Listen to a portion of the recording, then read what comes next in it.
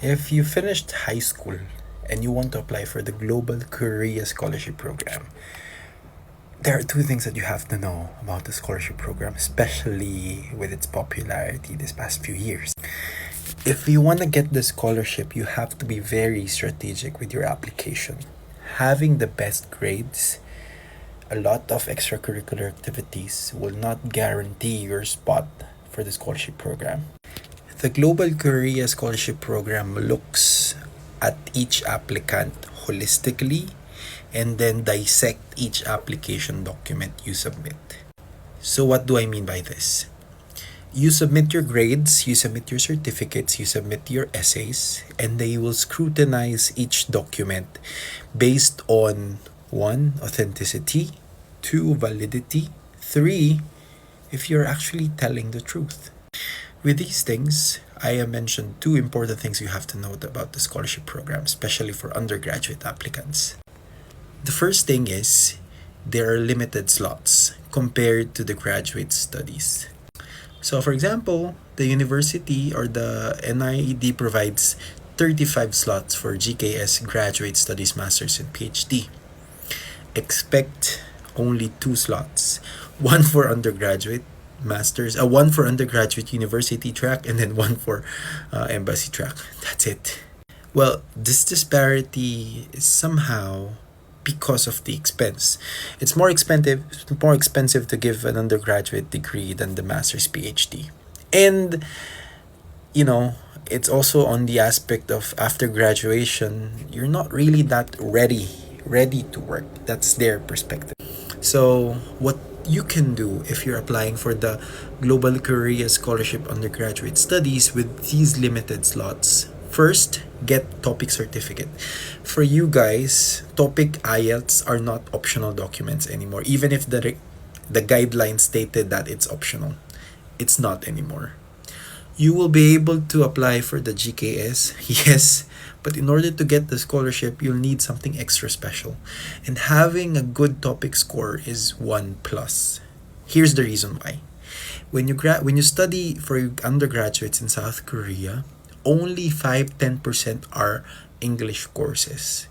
Almost 90% are Korean classes. So statistics in Korean, science in Korean, math in Korean.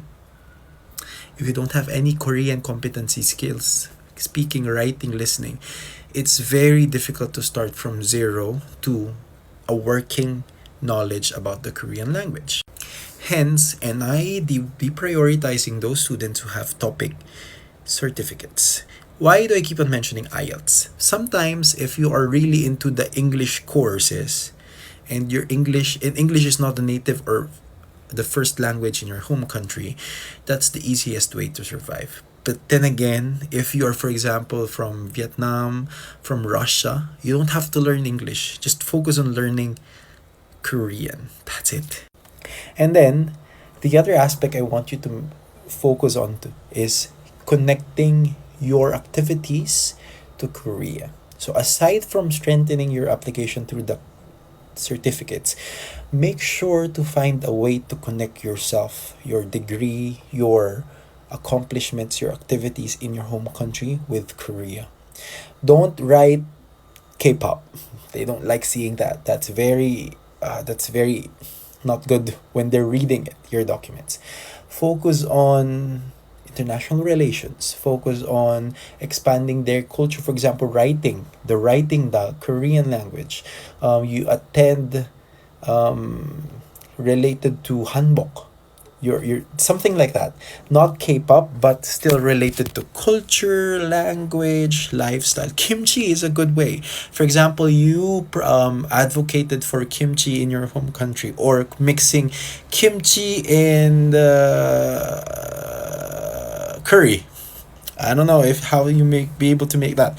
So from India, I made a product that combined kimchi and curry and was able to sell these products in my university, in my school. That's a good way. The reason is you don't really have much opportunity to showcase your capabilities, unlike graduate students who have worked, have probably made some impact in the society and something like that. But if you had experiences like, for example, leadership, you attended and represented the United Nations, something like those things. You're represented to ASEAN, EU, put them. These things make you a good candidate for international relation and camaraderie. Again, look at the scholarship program as a diplomatic um, power. Korea, by giving you the opportunity to study in South Korea, is extending a helping hand to your home country. That they are willing to train future leaders, willing to give you opportunity to study. That's it. If you want to know more about the scholarship program, I will try to create a boot camp for undergraduates applicants in order to prepare you for the Global Korea Scholarship Undergraduates Program on October 2025. Let's find the date on July or August. I'll be sharing more contents here in my account, so watch out for those. That's a boot camp. I will do a live to show you how to fill out the application form and probably explain further my mind map. Mind mapping I used for my essay writing. And probably to give you more overall picture of what the Global Career Scholarship Program is about and the things that you'll be able to get from the scholarship program. Stay tuned for that. But for now,